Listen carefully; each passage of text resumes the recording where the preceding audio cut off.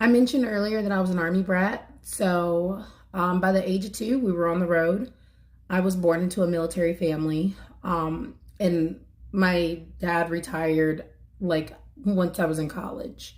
So my entire life has been dedicated to the military. I was in college while I was in the military. Um, so the military is truly the only thing that I know. I've only had 6 years in the civilian world, not on some army base or not in a military community.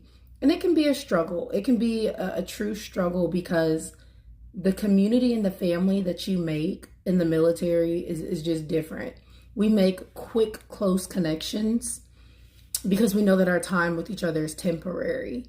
We adapt easily, we adapt and overcome very easily.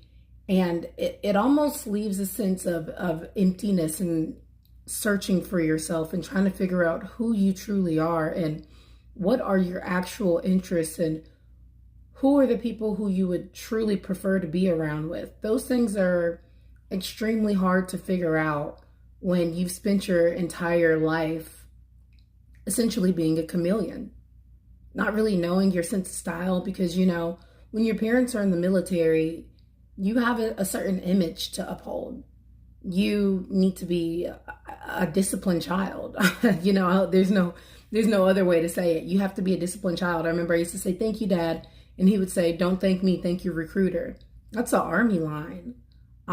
So you essentially have to learn how to adapt, overcome, fit into your new environment. And it's not an easy life, but I will also say that it's not a life that I'm complaining about having. It's just that I'm struggling to connect with civilians. I'm struggling to connect with people who have not had the same type of background that I've had because I'm 33 years old and I've only spent 6 years of my life outside of the military community. And to be honest with you, all my closest friends also have some type of military background. So it makes it even harder to understand, I guess, essentially what you would call the average person.